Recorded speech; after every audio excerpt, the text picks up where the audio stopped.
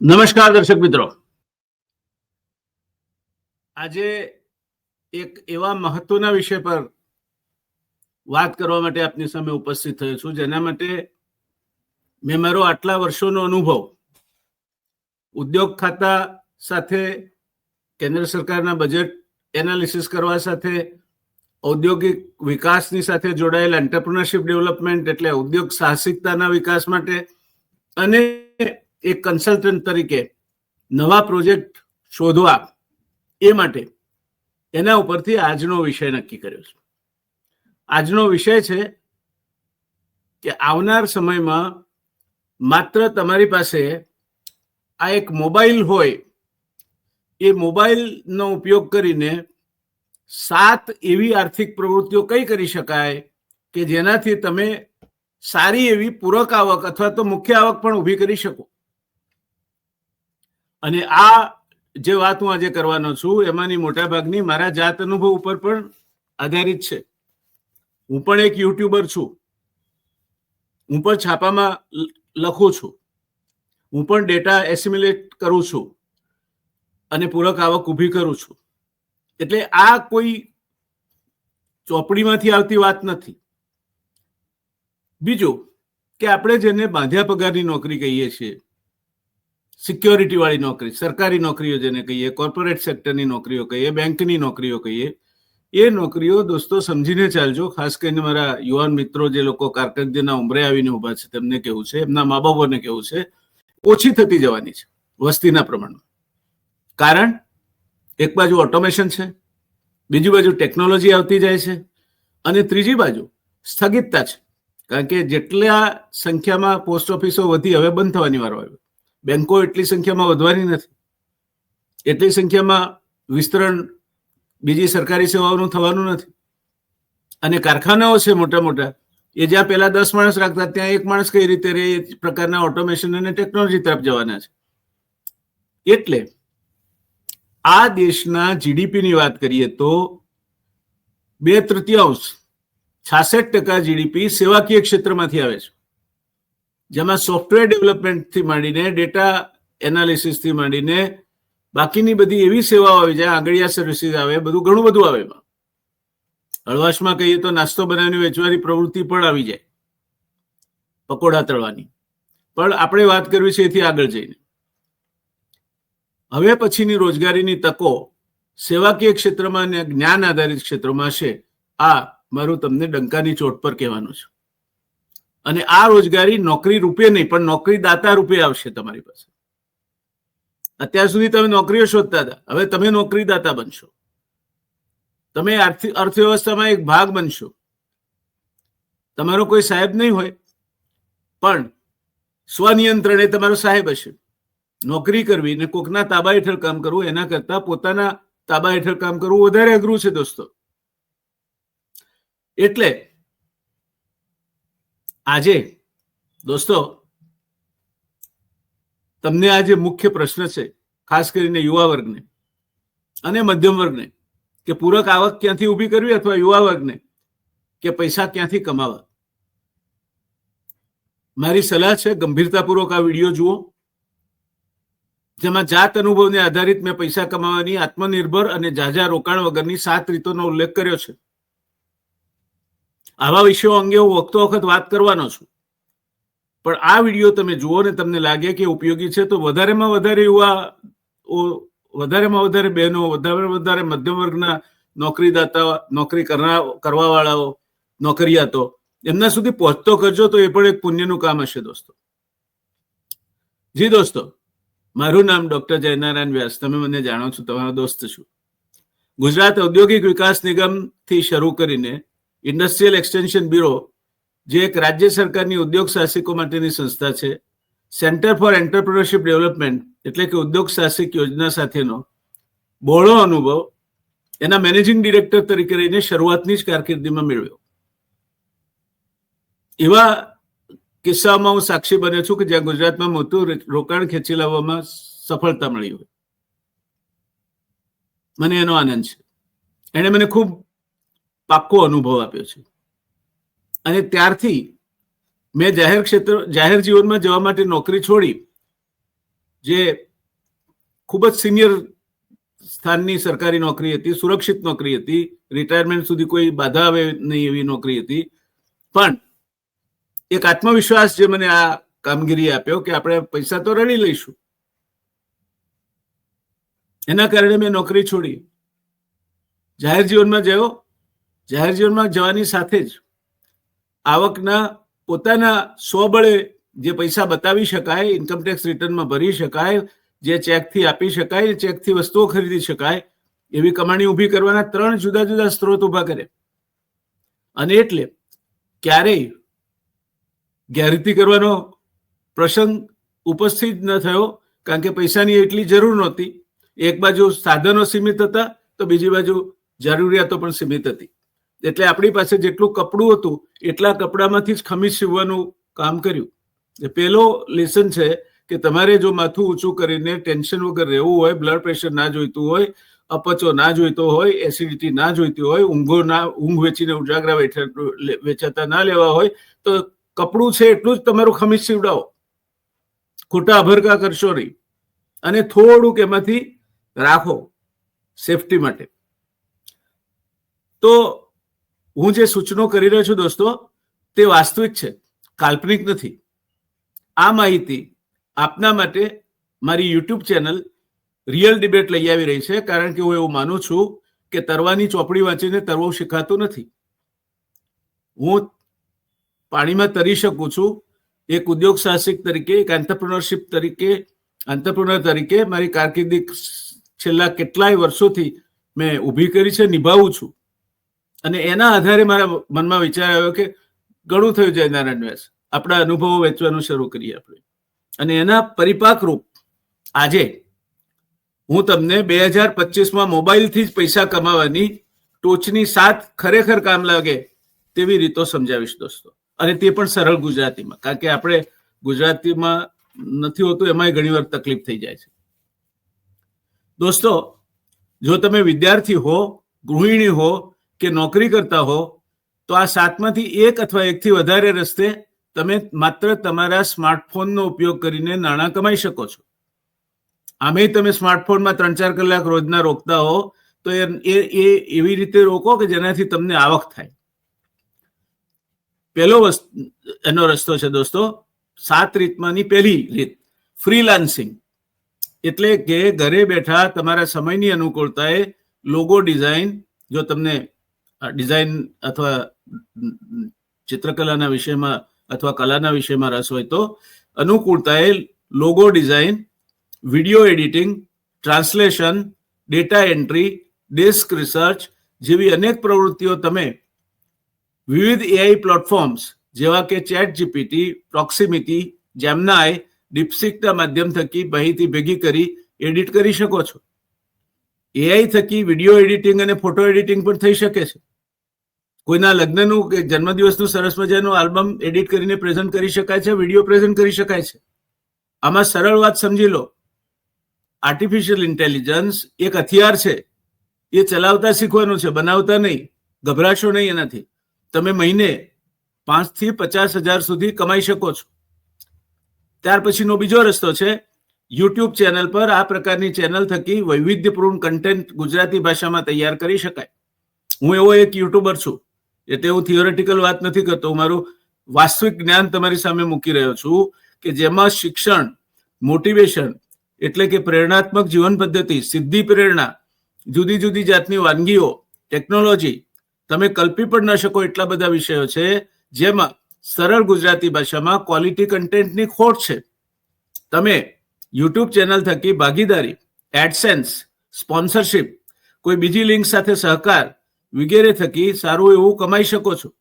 આ માટે પાયાની જરૂરિયાત તમારી પોસ્ટ નિયમિત મુકાય, આકર્ષક અને સુયોગ્ય થંબનેલ હોય, તેમજ જોતા ગમી જાય તેવું ટાઇટલ હોય તે જરૂરી છે. તમારી પોસ્ટ હકીકત સિદ્ધ હોવી જોઈએ, ગપ્પા મારશો તો નહીં ચાલે. ત્યાર પછી ત્રીજા રસ્તા પર આવીએ તો ત્રીજો રસ્તો છે કોઈ ચોક્કસ પ્રોડક્ટ અથવા પ્રોડક્ટ રેન્જનું માર્કેટિંગ કરી એમાંથી નફો રળવાનો. આ માટે તમારે વેબસાઇટ બનાવવી પડે, બહાર પણ બનાવી શકાય છે, બહુ મોંઘી નથી પડતી. કેટલોગ પ્રદર્શન તેમજ તમે વેચવા ધારો છો તે પ્રોડક્ટનું એક્ઝિબિશન પણ મૂકી શકાય અને પ્રમોટ કરી શકાય. એમેઝોન, ફ્લિપકાર્ટ અથવા અન્ય માર્કેટિંગ પ્રવૃત્તિ સાથે જોડાઈ શકાય. અને નહીં તો પોતાની આગવી રીતે પણ કોઈ ચોક્કસ બજાર સેગમેન્ટ સાથે તમે ધંધો કરી શકો. જે ક્ષેત્ર તમારા અનુભવનું હોય તે ક્ષેત્રને લગતી નવી પ્રોડક્ટ બજારમાં આવે ત્યારે તેના પ્રમાણિકતાપૂર્વકના રિવ્યુ મૂકી શકાય. હું એક એવી વ્યક્તિને જાણું છું કે જે દેશના મોટા પબ્લિશર્સ સાથે કામ કરે છે, ઇન્ફ્લુએન્સર છે, અને એ એમની નવી ચોપડીઓ આવે એના રિવ્યુ કરવાનું કામ કરે છે. સારું એવું કમાય છે એમાંથી. તો તમે આમાંનું કંઈ પણ કરી શકો.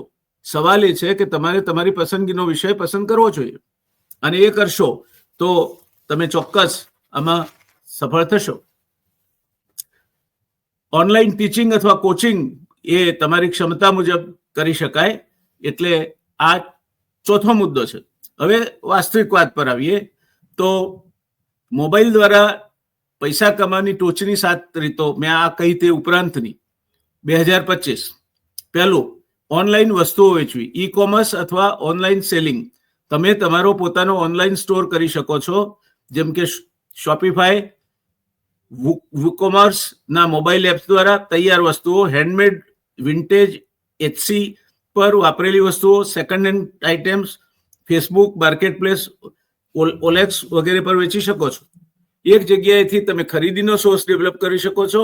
એ જ વસ્તુ તમારા એક્ઝિબિશનમાં મૂકીને બીજાને વેચી શકો છો.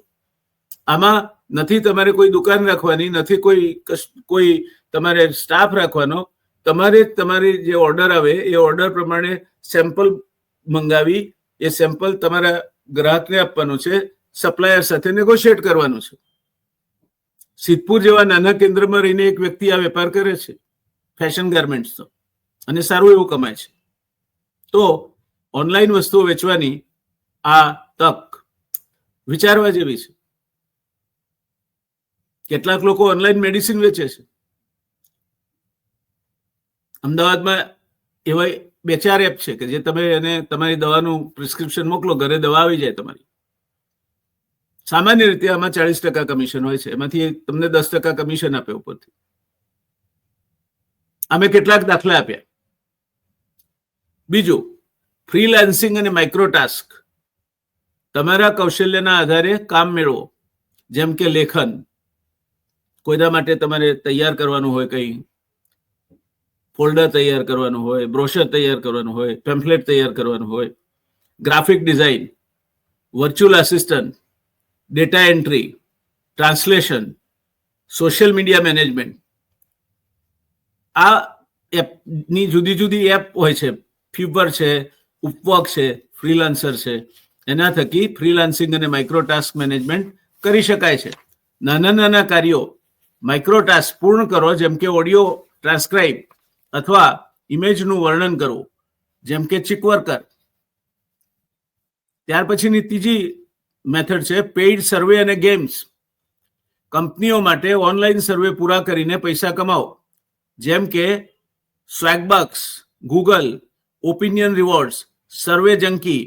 કેટલીક ગેમિંગ એપ્સ અને platform play to earn P2E તમને ગેમ રમીને અથવા જાહેરાતો જોઈને પોઈન્ટ્સ અથવા રોકડ આપે છે. એનો તાદ્રશ ઉદાહરણ તમે પોકેટ મિની પોકેટ પર જોઈ શકો છો. એનો તમે અમુક ગેમ્સ જુઓ એટલે તમને અમુક પોઈન્ટ્સ આપે, અમુક જાહેરાતો જુઓ એટલે, અને એનો ઉપયોગ કરીને તમે એ જે ચેનલ છે એના પર તમે શો જોઈ શકો. એટલે આ પ્રકારની પરિસ્થિતિ શું હોય તે તમારે જાણવું હોય તો પોકેટ FM અથવા આવી શેમારું કે પોકેટ FM જેવી એપનો વિઝિટ કરશો તો તમને ખ્યાલ આવશે. ચોથું છે કન્ટેન્ટ ક્રિએશન અને સોશિયલ મીડિયા. કોઈના માટે કન્ટેન્ટ ઊભું કરવાનું છે તમારે.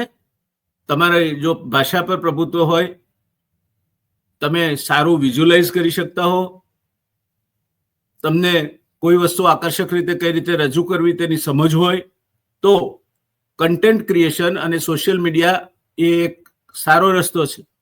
યુટ્યુબ શોર્ટ્સ, શોર્ટ્સમાં પૈસા નહીં મળે તમને, પણ તમે એ શોર્ટ્સ એ માછલી પકડવાનો ગલ છે, એના થકી માછલી પકડાશે, તમે એના થકી તમારા વિડીયોની આવક વધારી શકશો, યુટ્યુબ પર લોકોને એટ્રેક્ટ કરી શકશો. ઇન્સ્ટાગ્રામ પર આવું જ કામ રીલ્સ કરે છે, અથવા ટિકટોક પર વિડીયોઝ બનાવીને અને તમારા કન્ટેન્ટને મોનેટાઇઝ કરીને કમાણી કરી શકાય છે. તમે ચોક્કસ વિષય પર ધ્યાન કેન્દ્રિત કરીને નાના નાના પ્રભાવક તરીકે કામ કરી શકો છો. નાના પ્રભાવક એટલે શું? સ્મોલ પણ નહીં, નેનો ઇન્ફ્લુએન્સર, એક રજકણ જેવડા પ્રભાવક તરીકે બ્રાન્ડ સાથે સહયોગ કરી શકો છો. અને એ બ્રાન્ડ માર્કેટિંગ માટે તમે તમારા ઘરે બેઠા બેઠા એના જે તમારા ડિરેક્ટરી હોય કે એના થકી એ બ્રાન્ડનું માર્કેટિંગ કરી શકો છો, અને એને કોડ આપીને એનો ઓર્ડર મુકાય ત્યારે તમે એમાંથી કમિશન મેળવી શકો છો.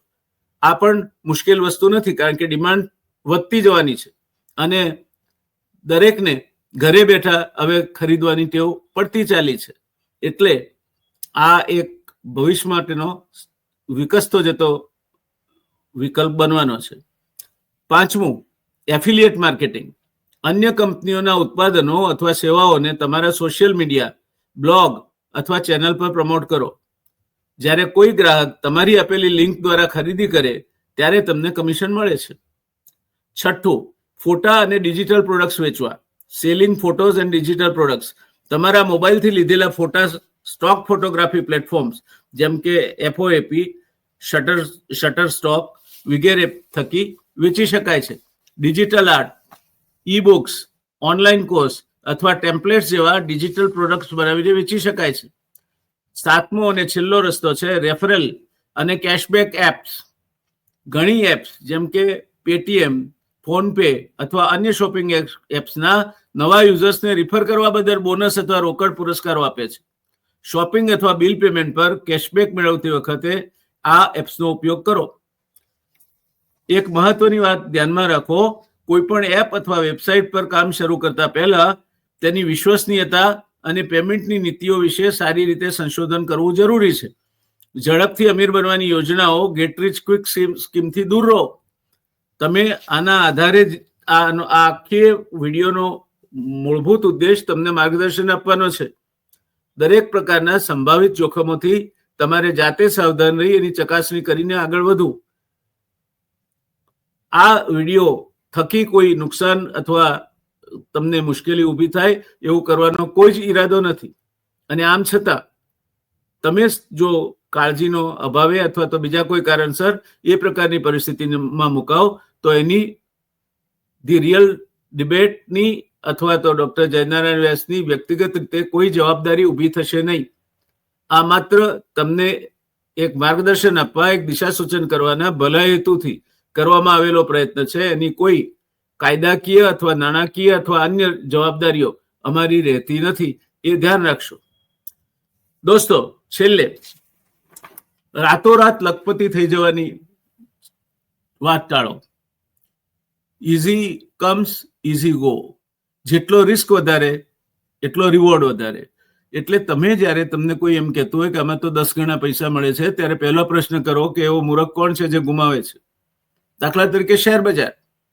શેર બજાર નોટો છાપતું નથી અને તમને કોઈ ટિપ્સ આપે કે આ શેરમાં રોકાણ કર, તને આટલા બધા પૈસા મળશે, તો પહેલો પ્રશ્ન પૂછો કે કોણ ખોવાનું છે તો મને મળવાના છે. બીકોઝ શેર માર્કેટ પોતે તો પૈસા છાપતું નથી, એટલે કોક ખોવે છે તો કોક ગુમાવે છે અને કોક મેળવે છે સામે. તો તમે એ ગુમાવવા વાળામાં ના હો. ઘણીવાર ટિપ્સ આવે ત્યારે પેલો માણસ વેચીને નવરો થઈ ગયો છે, તમે ઊંચા ભાવે માલ ગરબા ગાલીને બેસો છો, પછી ભાવ પડે છે એટલે નુકસાન કરો છો. આ ધંધો ફળશે નહીં. રાતોરાત કમાણી કરી લેવી, લખપતિ થઈ જવું એ કોઈ રસ્તો નથી દોસ્તો. કઠોર પરિશ્રમનો કોઈ વિકલ્પ નથી. ધીમે પણ મક્કમ ગતિએ પ્રગતિ કરો, કઠોર પરિશ્રમ કરો. તમે જે ક્ષેત્રમાં જવા ધારો છો એ ક્ષેત્ર વિશે પૂરેપૂરા માહિતગાર થાવ. એની કદાચ 2-4 સારી વસ્તુઓ નહીં જાણે તો ચાલશે, પણ એના સંપૂર્ણ જોખમો જાણી લો અને ત્યાર પછી જ તરવા માટે તમે સ્વિમિંગ પુલમાં ડૂબકો મારો, તમે સફળ થશો. હું તમારો દોસ્ત જયનારાયણ તમને સફળતા ઈચ્છું છું. તમને આ વિડીયો ગમ્યો કે નહીં એ મને તમે જાણ કરશો તો ભવિષ્યમાં આ પ્રકારના બીજા પણ રોકાણ અથવા તો અન્ય ઓપોર્ચ્યુનિટી વિશેના વિડીયો બનાવીને મૂકતો રહીશ. આવજો ત્યારે. Have a nice time. Bye. ધન્યવાદ.